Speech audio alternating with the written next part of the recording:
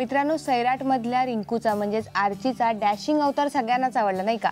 पण प्रत्यक्षातल्या रिंकूला ज्यांनी घडवलंय ते तिचे आई बाबा आज माझ्यासोबत आहेत. महादेव राजगुरू आणि त्यांच्या पत्नी आशा राजगुरू दोघंही आपल्यासोबत आहेत. खूप खूप स्वागत तुमचं आमच्या या कार्यक्रमामध्ये. थँक्यू. आणि पहिली कॉम्प्लिमेंट तर मला द्यायची की रिंकू सेम तुमच्यासारखी दिसते. थँक्यू. कसं वाटतंय? 1.5 महिना 2 महिने झाले मला वाटतं अजून लेकीला भेटले नाही आहेत तुम्ही.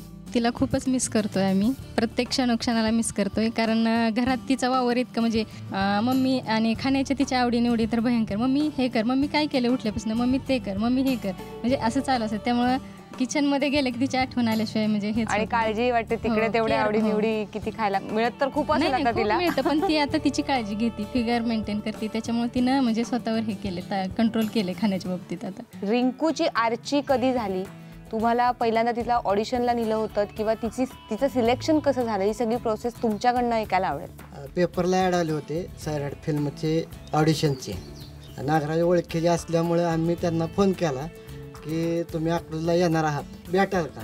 तर त्यांनी सांगितलं की ऑडिशन आहे परंतु मी सोलापूरला जाणार आहे, अकलूजला काही येणार नाही.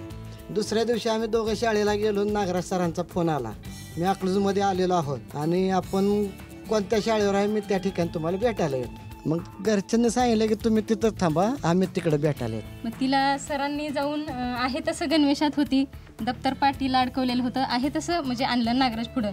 मग तो असा बघतच राहिला, म्हणजे ती येत होती अशी चालत आणि तो फक्त तिच्याकडे बघत होता. मी पण म्हणजे ऑब्झर्व केलं की हा किती म्हणजे इतकं म्हणजे बारकाईने बघतोय तिच्याकडं, पण त्यावेळेस एवढं नाही ना लक्षात आलं.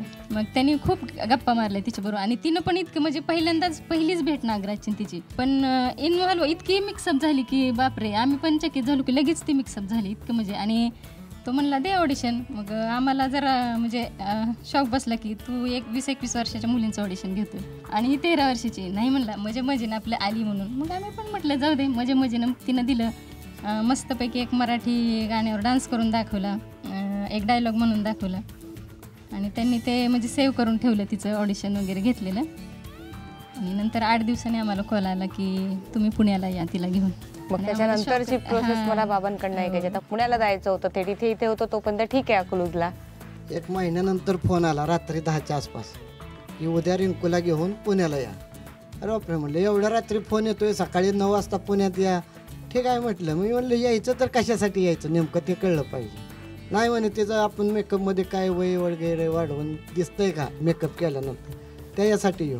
मग गेलो आम्ही. दिवसभर त्यांचा प्रोग्राम चालू होता, मेकअप करायचा, पुसायचा, वेगवेगळ्या प्रकार काय ते म्हणजे मला कंटाळवाणं वाटलं ते दिवसभर तिथं बसून राहिलं.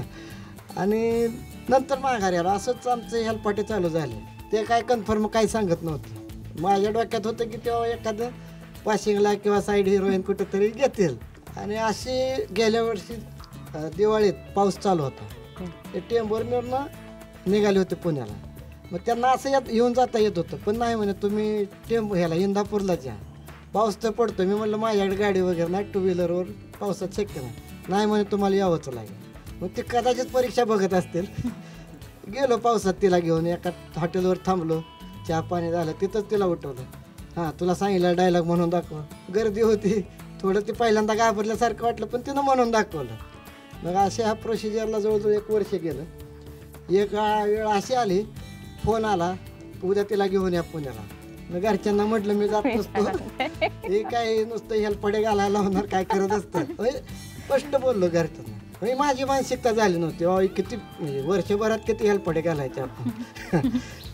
घरचे म्हणले जाऊ द्या, एवढ्या वेळ जावा, पुन्हा बघू काय असेल. मग त्या दिवशी गेलो. नंतर माघारी आलो. त्यांचं काय सराव वगैरे घेतला.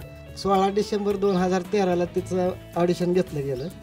16 डिसेंबर 2014ला आम्हाला जेऊरला बोलवलं त्यांच्या घरी आणि तिथं सांगितलं की तुमच्या मुलीचं सिलेक्शन झालंय. बापरे, 1 वर्ष मुली तारीख. आणि आई वडिलांचीच परीक्षा जास्त होती. अशी शंका तुम्हालाही वाटायची का या मध्यंतरी की हे काही होणार नाहीये, उगाच आपलं?